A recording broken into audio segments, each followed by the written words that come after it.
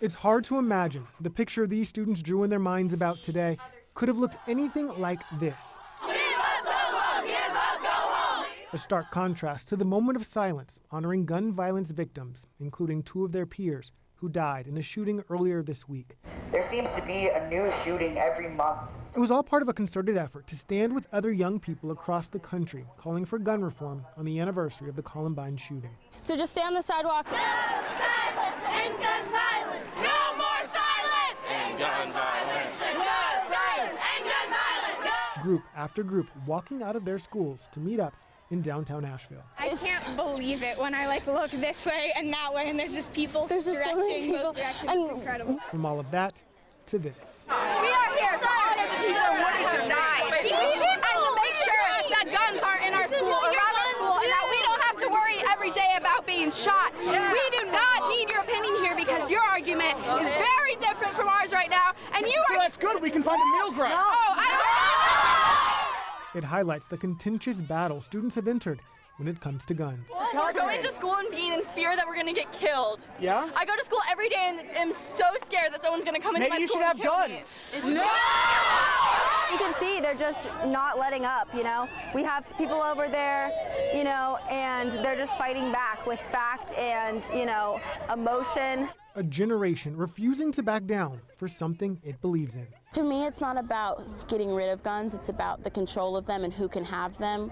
I think arming irresponsible people with these guns are what's causing the issues. If you're a painter, you have to paint. Art is often more than meets the eye. It's a really glorious feeling.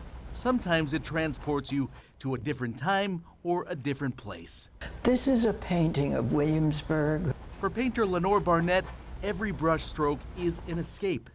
There is what is called the zone. I'm sure you've heard of it. And you literally, absolutely, completely forget any pain you're suffering, any worries you've got. The comfort of a creative outlet isn't isolated to painting. 5 years ago, Barnett found another comfort zone at a surprising time. He felt a bump, and with a whoosh, his bed rose up. "Ooh," said Rodney, "what was that?" A poem came to her while rehabilitating from a car accident. "Ooh," said Rodney again and again as he gazed at the tops of trees. "And I also broke my neck. Not fun." Which might seem like an odd time to rhyme. Rodney glows from his nose to his toes, dreaming of joys the next day could disclose. At 90 years old, she's released her first children's book called The Night Ship, about a child's imaginary journey in his crib. His bed gently coasted down, floating over a sparkling brook. And if you read between the lines, it kind of makes sense she wrote that book while nursing herself back to health. The relaxation was enough to have a new form of creativity occur. The second thing is, whether I was aware of it or not, maybe I really was wishing to get out of there, out of my own bed, so to speak. Just the latest sign Barnett's turned longevity into an art form. The trees that are in any one of my paintings have their own personalities. And she believes constantly creating is the key to living. That life never just ends. You keep on living it to the best of your knowledge. In Hendersonville, that's very satisfying to know that you've created something that people will love. John Lee, News 13. Happy Thanksgiving. We're almost ready. We'll get rolling here. So it's good to see you, sir. This is the Ingalls Markets, Evelyn Charities Giving Thanks at Thanksgiving program. So we're here for our 12th year. I can help whoever's next. We're going to be giving out the equivalent of 13,000 meals here today. Thank you. Thank you. Y'all have a blessed Thanksgiving. Thank you. Thank you. I'm grateful for it. I mean, it helps the community and helps the homeless people out, people that don't have.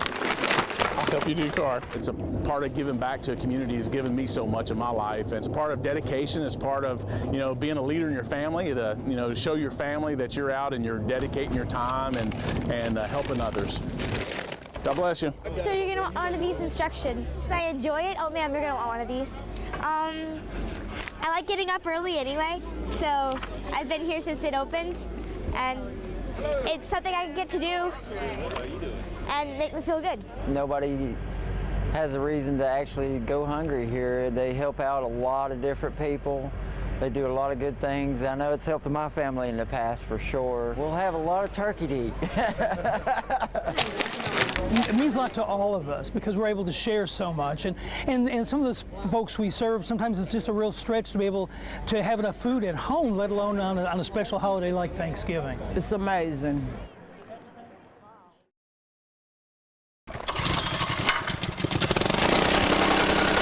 I'm just a normal person. I go to a job site every day. When you're in the contracting business, it helps to be a jack of all trades. This Ward Enterprises and Ventures, we are a commercial, residential construction company. Hunter Ward co-owns the company with his dad, Larry. I do a lot of the estimating, drafting of plans, and then, of course, site work. I can look at the previous run. And no matter where he's building, he's got his eye on the sky. I forecast just to help people. It's beautiful outside. Look, have a strong line of storms that's going to gather in Tennessee Valley and move this way probably around 2 or 3 a.m. But I don't see any real significant severe weather here. The mountains really appeal for some reason to about the 40 to 50-year-old women. Yep, the weatherman next door has a fan club. Hunter's taken Western North Carolina by storm with his Facebook page, Asheville WX. I don't stand in front of a TV. I set my phone up in front of my computer and I go on Facebook Live. I could see a dusting to an inch, maybe a little bit more than that. His page now has more than 17,000 followers. You just continue to get storms right, and you just continue to do what you enjoy. And I wasn't doing it for money. I wasn't doing it just to advertise to people. And I think people saw that, and they saw that I just enjoyed forecasting the weather. That spark goes back to childhood. He was 5 years old during the blizzard of '93. Those memories just kind of stick with you, and every time it snows, you think back to, the blizzard. Should have a few more showers this evening. He thinks that personal experience, along with a meteorology degree from Mississippi State, is the perfect storm of knowledge. Because I've experienced everything in the mountains. I've watched the weather models not show what actually happens. And that experience gives me an advantage. Despite his claim to social media fame, Hunter says construction is still his bread and butter. I want to use the weather to help grow my business. But he does hope his forecasts give him something to build on. People spend a whole lot of money when they're going to build their house, and they need to deal with somebody that they really trust. The temperatures around Asheville will still be in the 40s at this point in time. The weather expertise, just another tool in the toolbox that shows potential clients he's worthy of their trust. I think that relatability, connects with people, and I'm just like everybody else. In Candler. Clear skies here today across western North Carolina. That daytime heat will create somewhat of a little bit of instability. John Lee, News 13.